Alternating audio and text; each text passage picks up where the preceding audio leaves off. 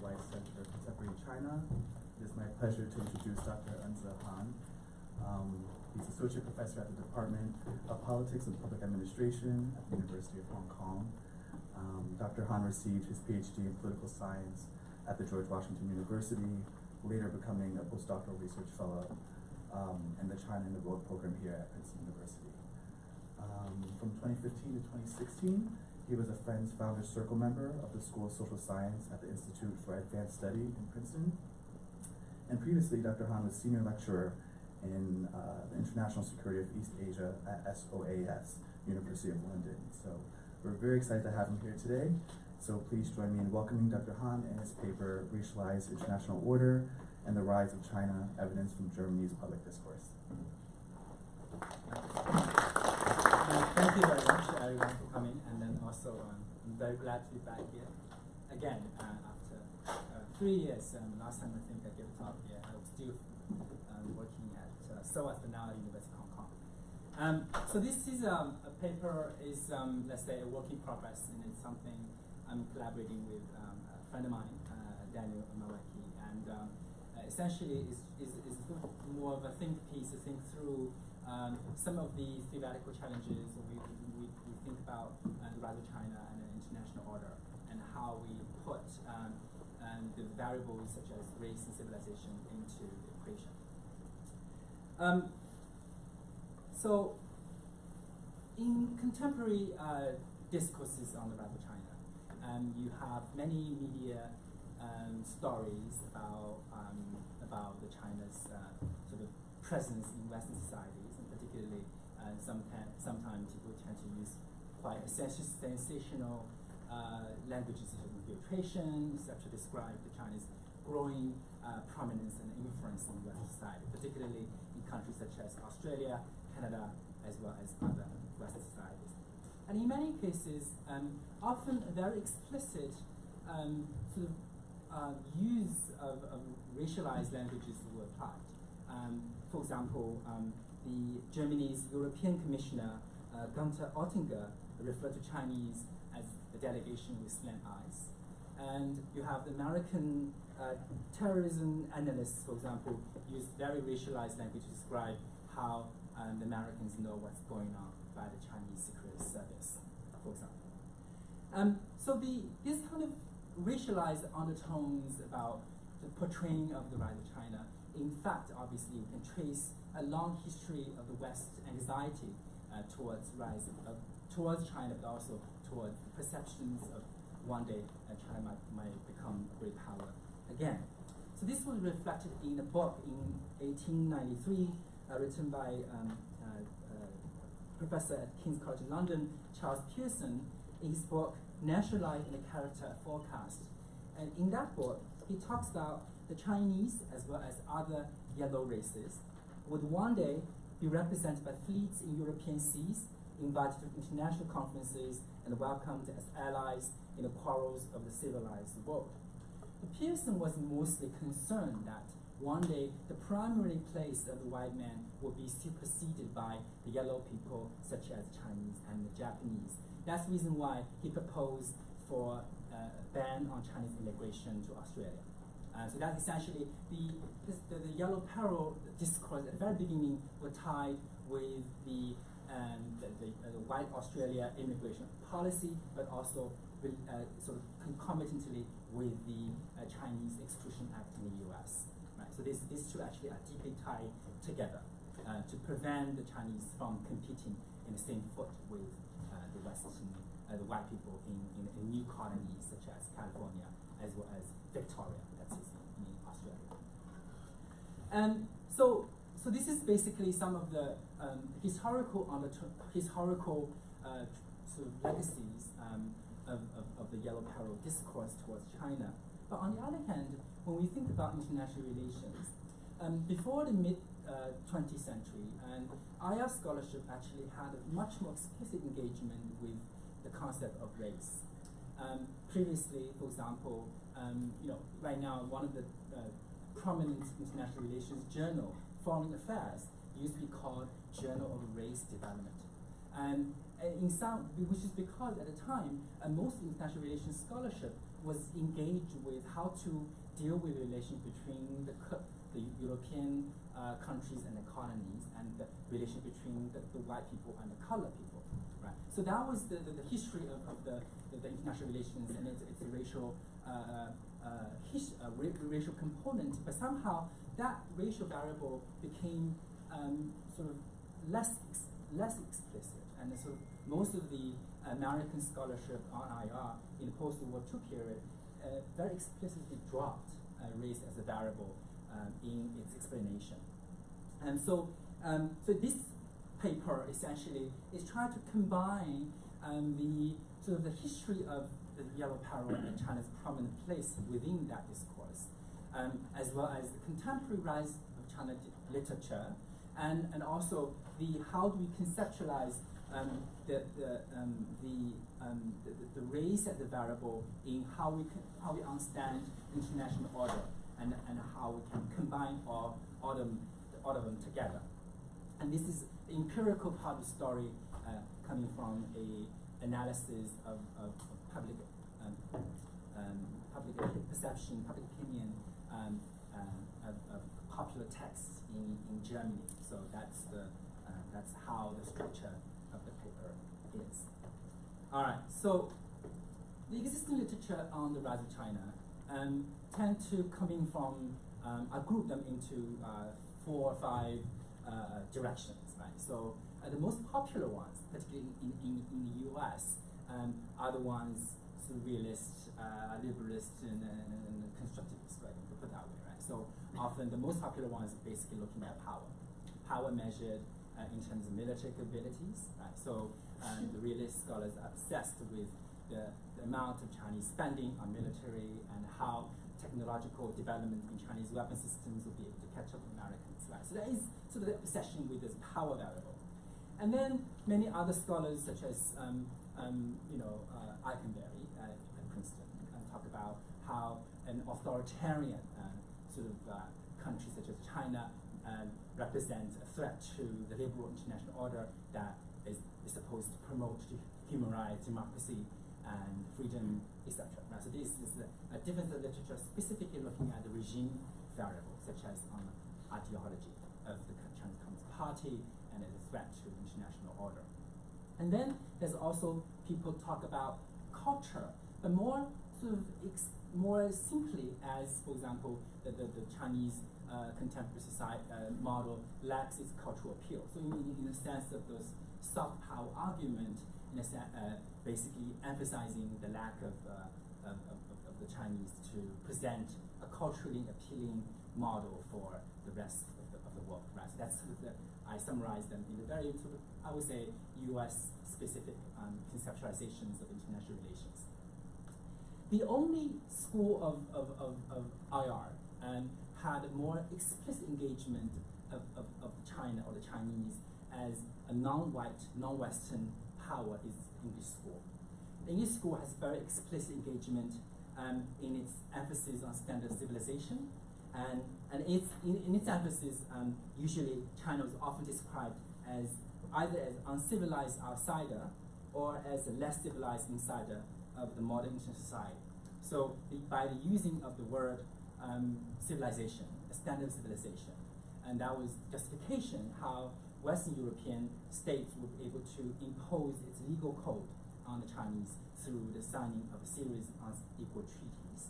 And later on, the standard civilization is usually engaged explicitly as a barrier for how states will be admitted into this civilized international society. Right? So in that case, race and civilization were interchangeably used.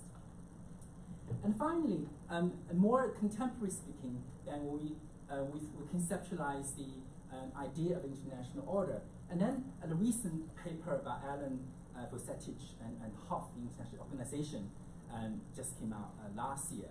And this is actually much more closely aligned with what I'm talking about today, about this how we understand the hegemony. So they argue that hegemony, so borrowing from Gramsci's concept of hegemony, is that an international order must be supported by the ideology that appeals to the common sense of the masses throughout the great power states. So that study is, they analyzed textbooks and the media coverages of China, and then they identified that most Western, many Western states consider China as authoritarian, and that was basically for them is the ones associated with China as the national identity. But I argue that obviously, authoritarianism is a very strong component of Western perceptions of China, but that's not the only one. And in fact, we have to conceptualize the racial component of that within how we understand the compositions of international order and its hegemony, and then the prospect of China's rise within that hegemony, with that international order. So let's go back to the race and hegemonic order of the modern international system. So as I mentioned early on,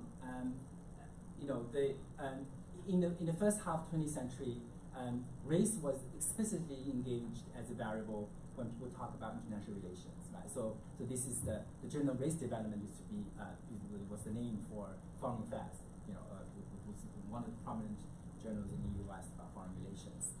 And then W.E.B. Du Bois also talked about the problem of the 20th century is basically the color line between the white countries and the peoples from the global south.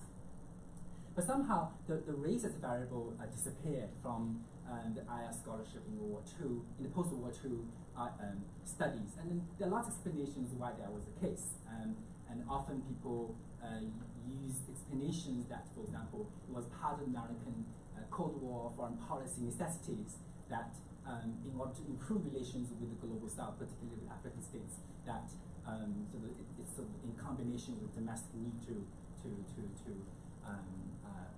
improve the racial relations, and then somehow IR scholarship is very explicitly not going to mention race in its engagement with relations among states. So that was basically the history of the IR scholarship, and its less engagement with race contemporarily. And empirically, we analyze essentially the persistence of yellow peril discourse in Germany by analyzing mainstream media and expert literature. And so we look at top-selling books on China in Germany. So we analyzed 5 top-selling books who are on the top-selling list in Discourse, which is one of the most prominent weekly journals in Germany.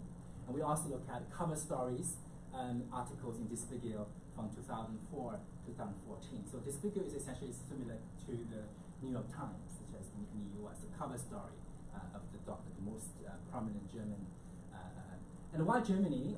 So Germany is the largest economy in Europe. It's the political power center in the European Union. But you also see that Germany is also a place that yellow peril had a genealogical origin. So the former German Kaiser, William II, actually was very prominent in promoting the yellow peril discourse to expand Germany's as a latecomer in the Germans' colonial expansion in Asia. So the historical overview of the yellow peril trope. So yellow peril trope essentially was the concept that specifically was engaged about the West's perceptions of the threat emanating from the Chinese, Japanese, or both against the white people. And this was again prominence in the turn of the 20th century, particularly when Japan defeated Russia in the 1905 Russo-Japanese War.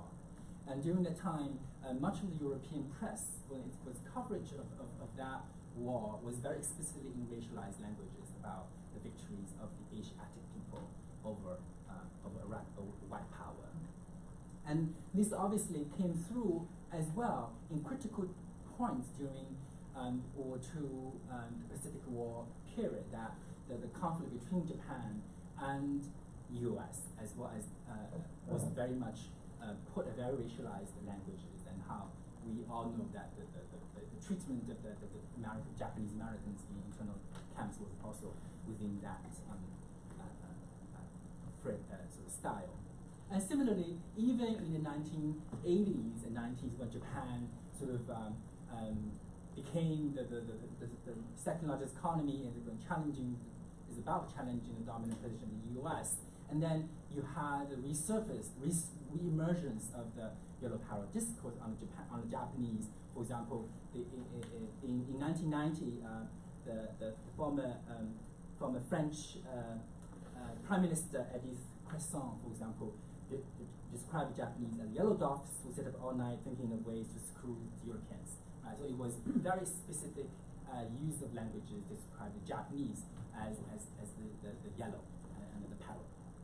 But still, compared with the Chinese, the Japanese in some ways had more ambiguities in its racial self-identification. And in fact, Japan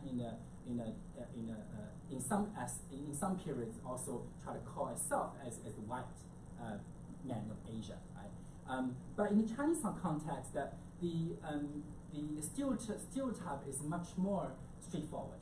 There's not really any room of negotiation, right? So in all of those literature on the yellow peril and then the Chinaman stereotype, the Chinaman represents someone who's insidious, cruel, and devious, and then represents decadence, despotism, and the reaction. Right? So the whole literature on popular literature in the first part of 20th century, from Jack London to the Fu Manchu literature, all describe the Chinaman along this line of scholarship. But more specifically to the German story that I'm talking about today, is that the German Kaiser William II was the one who really emphasized the yellow peril discourse in Europe, tried to call on action of European powers to fight against at the time, basically, by sending troops to China to fight against the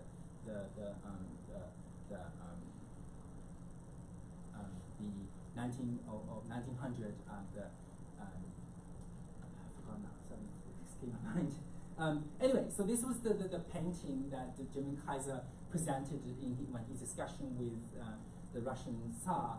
Essentially, was that European people unite to fight against the invasion. So essentially, it's the genius of the European powers and calling to action by the archangel Michael. And then there's an image of Buddha in the distance, and represents the threatening Buddhism and heathenism coming from the threat coming from Asia. So this was in the German context, that was sort of the genealogical origin of how the yellow peril had its place in Germans' perceptions of East. So what we did empirically was we analyzed those books, and then we tried to connect the contemporary portrayal of the Chinese or of China, and with the historical sort of how should I say, historical references of China or the Chinaman in the yellow peril literature. And we find lots of similarities or continuations of the similar wordings, the similar descriptions of the China or the Chinese in a very consistent, continuous way. So in the books that we analyzed, and we found that is basically a recurrence of the yellow peril discourse. And this not only occurs in terms of very explicit use of the word as the color signifier yellow. Right? So for example, in the 2007 cover story in this video, and then the story, the title of the story was Yellow Spies. And essentially it was the story about many Chinese students in Germany are considered as spies who are stealing secrets for companies in China, right? So which is obviously perhaps is what's happening, probably is true, right? But then the point was that the descriptions and emphasis take on a very specific racialized tone to it.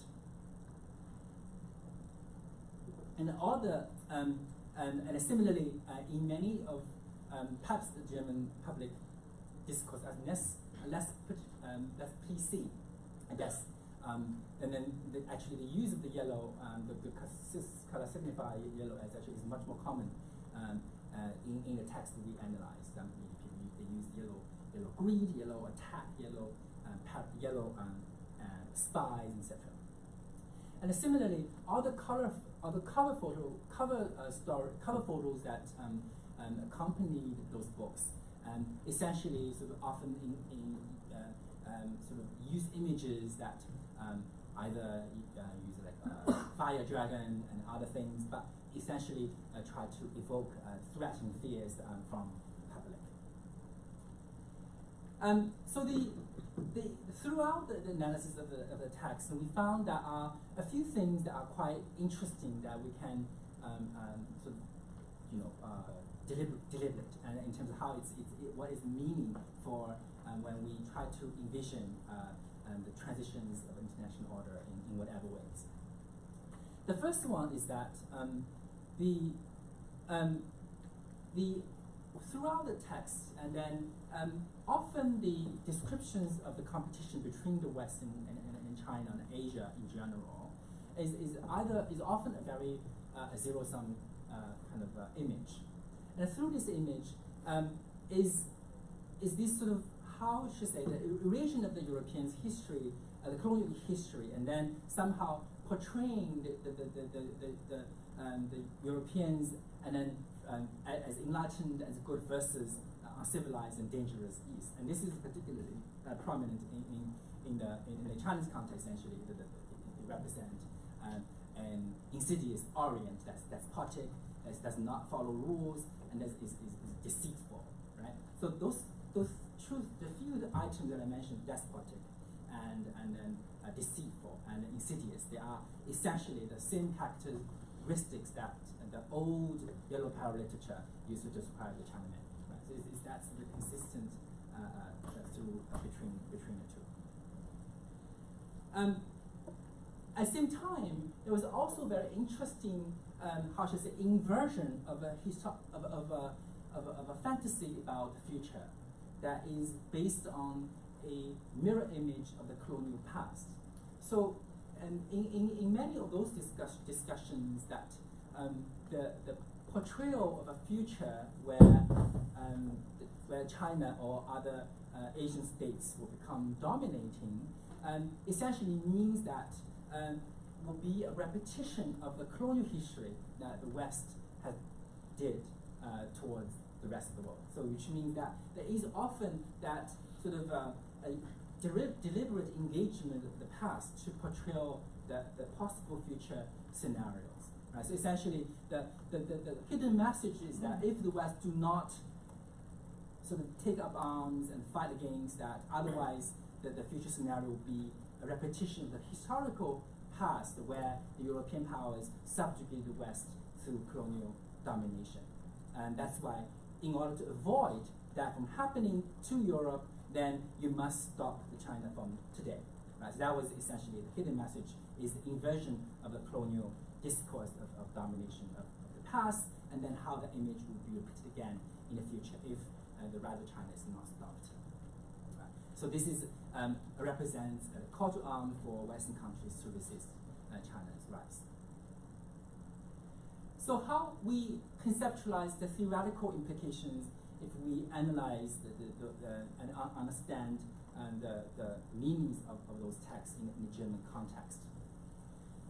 So when we think about international order and hegemony, right? So in order for this hegemonic state, for its power to be accepted and respected, right? This respect needs to be internalized through a consent process among the rest of countries in the world. That means not only people will say, oh, you are the rightful leader of the world, and that's basically how the hegemonic order is established. It's not simply through brutal force, but also through this understanding, intersubjective understandings of this hierarchical relationship that with the hegemonic state and then its subordinate states that follow its lead, right, its leadership, right? So this is basically how we understand hegemonic international order, and if any transition to happen, then minimalized differences within this hegemonic order are the ones that make some transition easier than others. Right? So this is the case when the US overtook the UK as the global hegemon.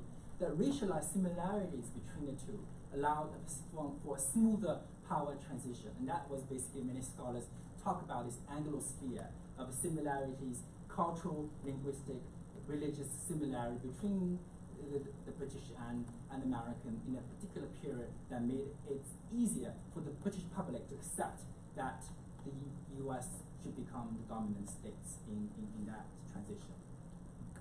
However, if we ask the question that even if today that China possessed the largest number of material capabilities and as well economic capabilities, but if its cultural and racial and civilization identity is one such that most Western states would have problem to accept it as a leadership status, then we cannot imagine that a future hegemonic transition to occur smoothly, because people are less likely to accept that a non-Western power or non-white power will be able to be the top dog position in international system. Right. So that's basically is the racial dimension or civilization dimension of China as a non-Western, non-white nation will provide additional barrier for it to be accepted, even able to possess the capabilities and or other things being equal. Right. So this is argument is not to dismiss all the other explanations that, for example, China is authoritarian state or China is, for example, non-liberal and etc. Right? These are all legitimate concerns, but there is also additional variable that is also a non-Western. It is also non-white nation. So this is when we conceptualize the contemporary international hegemonic international order, and also how China's position in it in the future, if indeed that is going to happen, it might not happen, right? But if it indeed happens, those ideational barriers are additional ones that it will have to overcome, and it might not be able to overcome.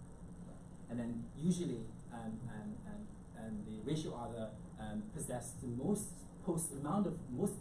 usually the racial other will pose the most amount of threat when it's becoming threatening to the dominant position of the racial self, and that's essentially some theoretical component both can be found within a domestic society, but also we can transport that into international level as well. So the conclusion that when we analyze the German text, right? So even though we admit it was a very small and selected group of texts, right? They might not necessarily representative for the whole societal perceptions of Chinese or China in general. But through the analysis of a few of those texts, we found a persistence and a continuation of the yellow power discourse in contemporary Germany. Now, we might actually argue that Germany is unique, right? Perhaps the perceptions of racial relations in Germany is very different, very drastically different from other leading Western states, right? So perhaps it's a different story in France or in Italy or in Britain, right? But then, so that if indeed that's different, then perhaps what we studied in the German context is only the exception, and perhaps there is no such perceptions of racial bias in other Western states. But then again, through casual readings of media coverages and etc., we don't think that's actually the case, even though the racial politics in each state might vary. But we do think that the major component of applicability, validity of the racialized perceptions of the Chinese probably are consistent in most Western states. So that means basically when we talk about China, it actually, in some ways, it's meaningless because it might not actually happen, because if fundamentally, if it challenges the racialized foundations of the modern international order, then China probably will never become accepted as the hegemonic state, even if it achieves all the other variables that qualifies as hegemonic states. Right? Even if it has the largest economy, if it has the most advanced military capabilities, but it was still not considered as a legitimate ruler of the world if the other ones will not concede to the idea that a possible international order can be from global south, non-Western, non-white states. Right? That fundamentally challenges contemporary perceptions of the Eurocentric international system. And also, on the other hand, when we look at the comparison, the subset of comparison between the China story and the Japan story before it, was that racial differences only inflate and heighten perception of threat at times when the racial other challenges the dominant state. Right? So then that's the reason why the Japan threat and took on very strong racialized tones in the 80s and 90s, when it was sort of catching up with the US, and then somehow succeeded, and people don't talk about Japan as threatening anymore, and then now it's China's time. And then, so that means when we talk about the contemporary international order, talk about the China's rise, we cannot just simply focusing on the material variable or the ideational ideology regime type of variable. We also need to look at how the non-Western nature of the Chinese and the Chinese system will be dealt with by the West and by the rest of the world. Thank you.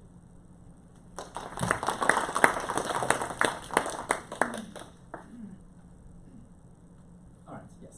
The current issue of The Economist talks about the fact that Germany is frantic about artificial intelligence and the development of that in China, and is pushing for an alliance with France to counter that with their own artificial intelligence productions.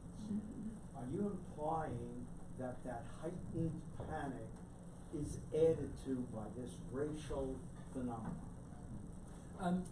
I think, so for me, the racial variable plays out often through a very implicit manner, right? And when we think about, so how should, if we want to put in that sort of causal story kind of a link, usually the racial variable plays a catalyst that heightens certain aspects of perception of the other as threatening. So that would be my only answer to you. It's not necessarily because they don't feel threat from a technological perspective. They might do, but somehow that make it even worse. And that was basically how the racial variable plays out. Yes. Hi, Professor Peril. Thank you so much for the presentation. And I'm wondering if I could suggest there's even a third implication of your research if the biases from Western countries such as Germany, for example, about China insisting that it will become a hegemonic power and it would like to take or be labeled as a hegemonic power. I'm wondering if your mirror image of colonial past analysis and your frank admittance that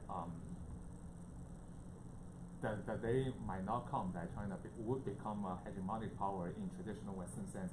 Is this acceptable, a third implication of your research? I don't get it. What do you mean?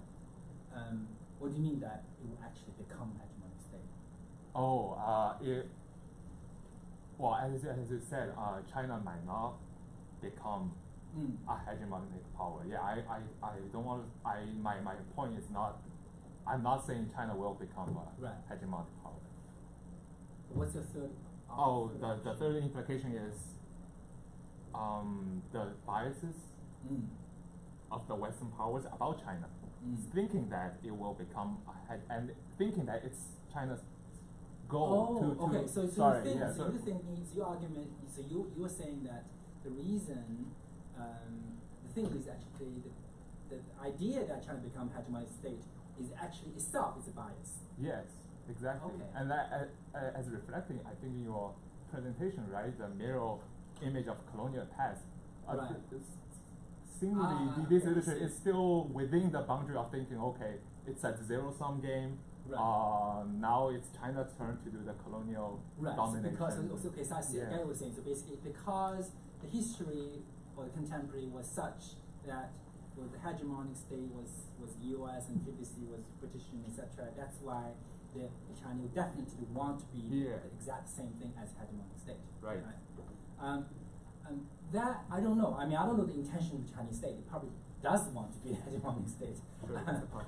Probably, right? But what I'm trying to talk here is more about sort of like a sort of fantasized vision of that. Even if it becomes the most powerful state in all the other materialistic measurement, and it still faces additional barriers, and then these additional barriers is the ideational ones. And in the ideational barriers, one component of it might be racial and civilization.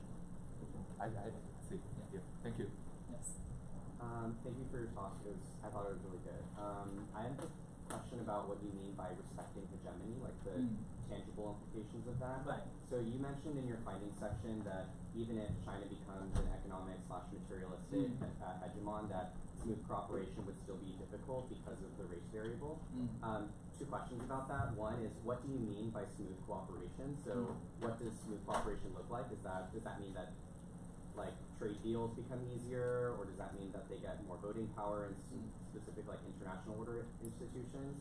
And then second is, even if we accept that the racial variable has some effect, how do we weigh that importance up against how do we weigh the importance of like the Orientalist barrier against the importance of like the regime variable that you mentioned? Right. So like, to me it seems like the political regime variable is much more persuasive because that's the reason, like, because they're on an autocratic regime, that's why people are more resistant towards allowing their economic power to become more prominent. So how do I evaluate the importance of the regime variable against the Orientalist barrier variable? Okay, so I will answer your second question first, right? So I think empirical perspective very hard, particularly in the Chinese case. It was very difficult to disentangle these two.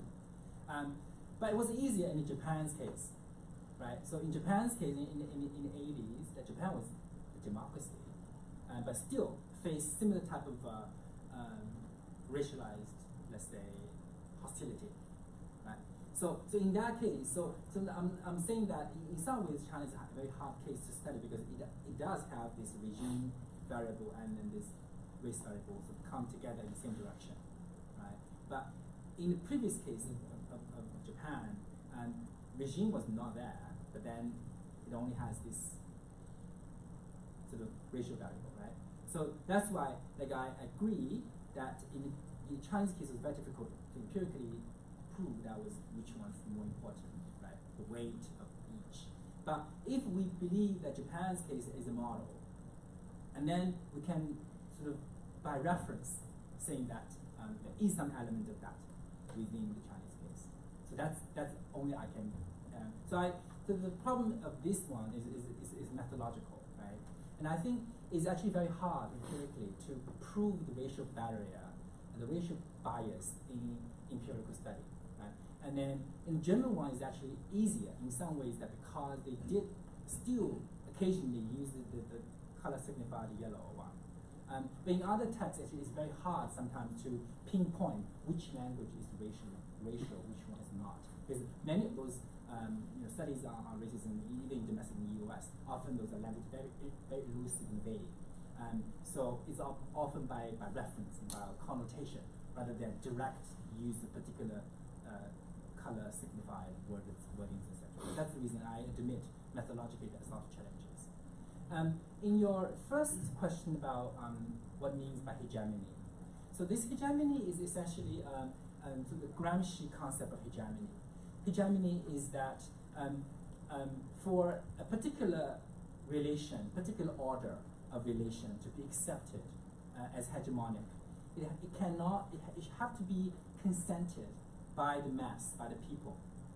So which means that if people do not consent to that order, then this order is not hegemonic.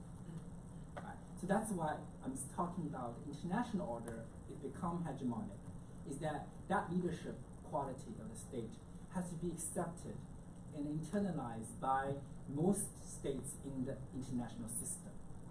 And my question is about how recognition of that international leadership and the actual international leadership are different. So if China has the largest economy and has the most voting power, then how is that? Then it seems like they're already an international leader. How does recognizing an international leader change its power? So what I'm saying that basically, even if this kind of let's say that fantasy, right, the future, is more like even if China, let's say, possess the most number of economic ability, but it still would not be able to get other goodies that associate with the economic ability, such as voting rights, such as the dominant positions in international sort of scenario, because other people are not likely to give up those to it. So that's actually is the outcome of it. Yes, I'm a regular reader of the Spiegel, and they have a very interesting piece a few weeks ago about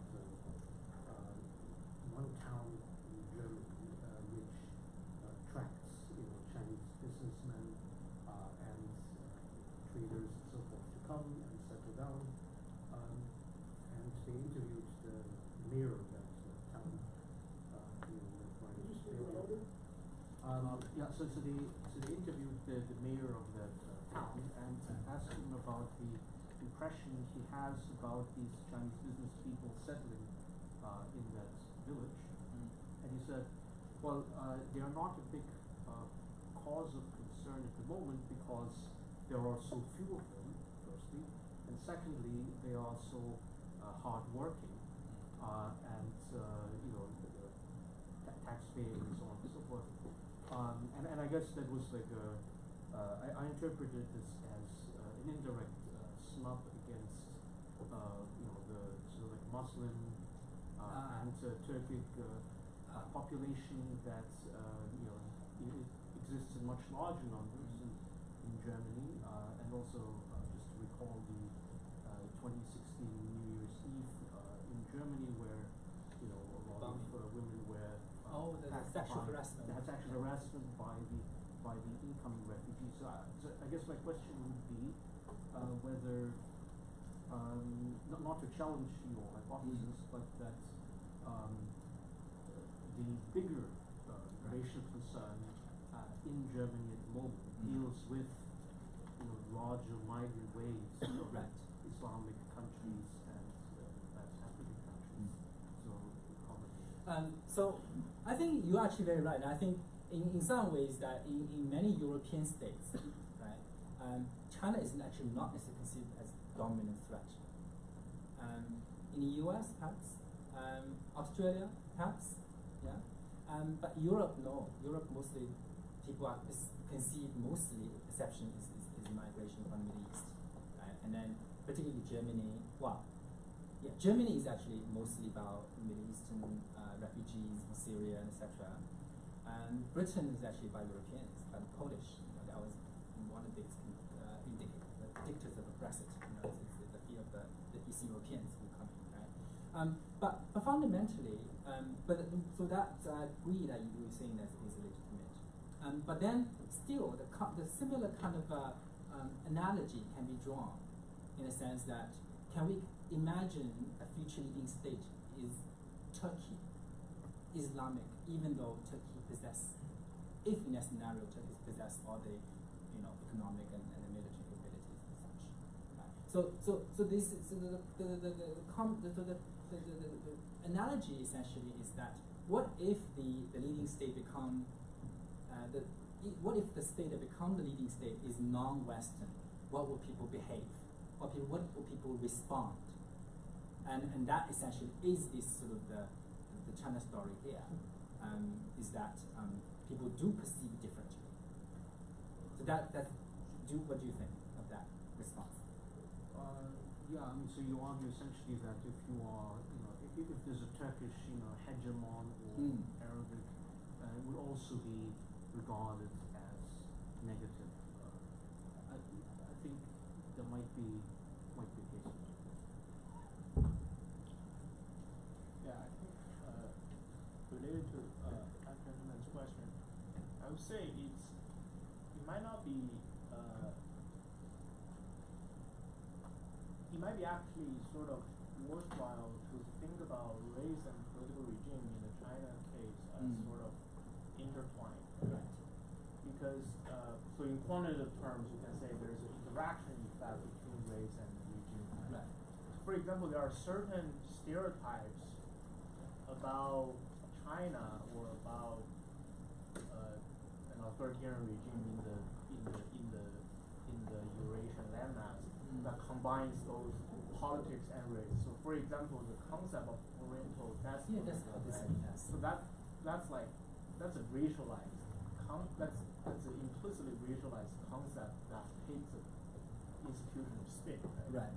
And in that case, so you'll be interesting in your future work to see if given the findings you have found, and then you can exploit the recent political developments in China and see if that kind of development, when perceived through the media in the West, in the quote-unquote West, further activates more racialized attitudes. Because it fits in certain narrative very well.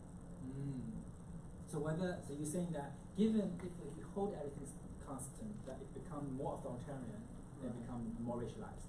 Right. So you can So the other way, I mean, we're now trying to tease out is that the only way to do that is through some kind of survey experiment. Basically, then you can eliminate at least the regime variable. Right. So that. Right. Yeah. And I think just conceptually, I think it's helpful to think of these two not as sort of competing explanations. Right. I mean, that's right. Because exactly. So in some ways that racism is not like racialized thinking or racism is not simply about color per se. It's actually about a whole political economic system of such. So that's why you reference that's the Orientalism. Right? Orientalism is the fantasize the vision of the Orient as a particular way, and you impose particular order on it. The image of China as authoritarian, and then similarly the image of the Middle East as authoritarian and like no women's rights. Essentially, they all come together, right? But it's very hard to empirically to disentangle. Before I have a question, what is this magic washer? What does it mean? What is it? I think this one is basically you want to get rid of the dirty Chinaman. You can use this magical washer. That's the American ad. I mean, is this coming in the Boxer Rebellion? Possibly. Yeah. So my question is, I'm going to a tangent. I think that question raises a point that about hegemonic power. And I think that you did not really address that question. So I think that perhaps one can retract a little bit. If we step back to find out where this concept comes, I think that it comes, to me, it comes from this phrase, the rise of China. And in China, it is Chinese proposal. But then this phrase was interpreted, translated, explained by each side, I mean the Chinese side and the Western side, according to its own history. And the Western interpretation of the rise of China, I think, is what you are presenting today. So I want to change a perspective. Why I think this is I think my question is useful is that because recently there's a series, several articles in New York Times on this exact subject, the rise of China. Now most of the causes in their analysis of the rise of China, it's a Western viewpoint. In fact, I think they do not really address the question how and why China rises. So I'm asking the question from your viewpoint, from a Chinese history viewpoint, what are the causes of China's rise in the Chinese way of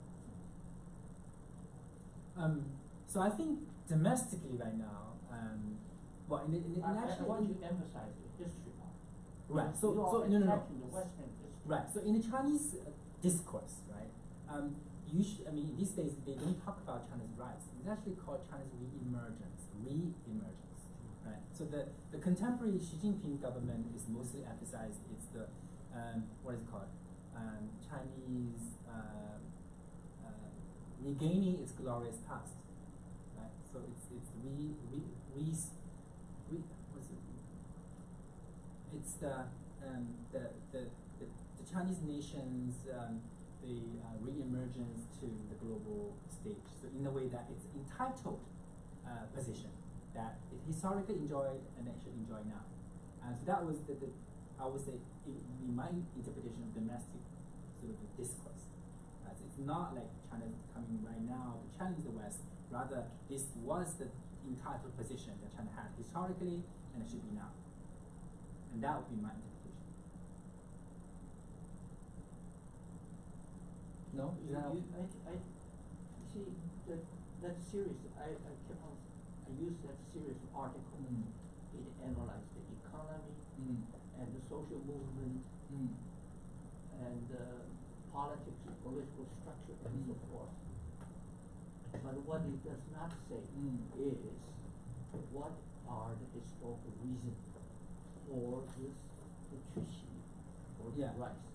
Well, so if you want, I don't think you have answered either. Okay, so if you're asking sort of what are the objective reasons that led to China's economic growth and whatever, and then I would say China's economic growth occurred in a very optimal timing of the global. What's optimal timing?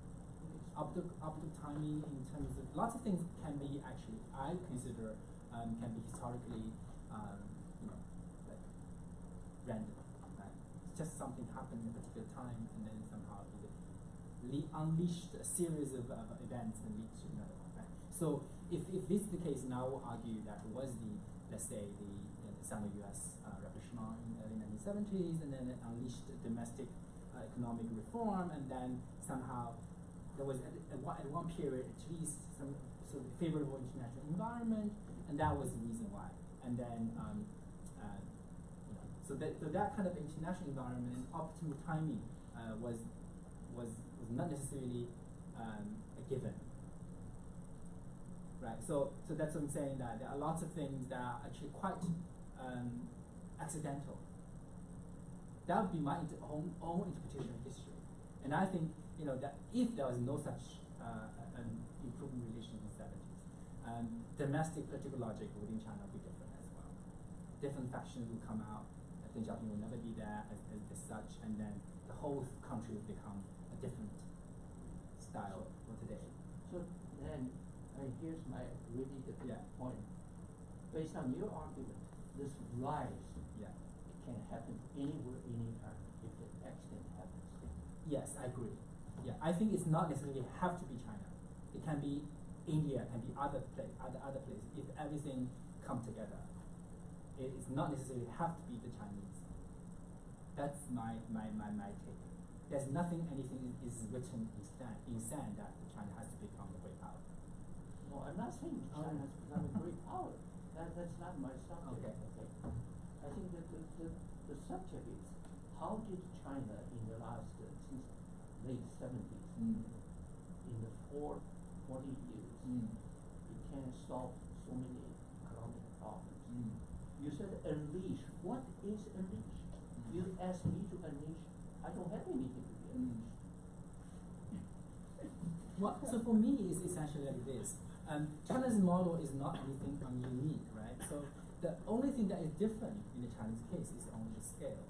So what it did was a similar story that did in Japan, did in Korea, did did in Taiwan, a very similar model of development with authoritarian government and then a control of cheap labor and a disciplined cheap labor in the early stage of development. And then that's how it happened. And the style of the development is very different, very similar. The only thing is different is the scale. Right, so I'm saying that the model of development, the model of control of the discipline of the public, and then the economy, the market, control transfer of technology is actually is very similar throughout all these East Asian developmental states. But what is different in China's case was because it's much bigger in scale. I'm not trying to argue with you. I think you're getting more thoughtful.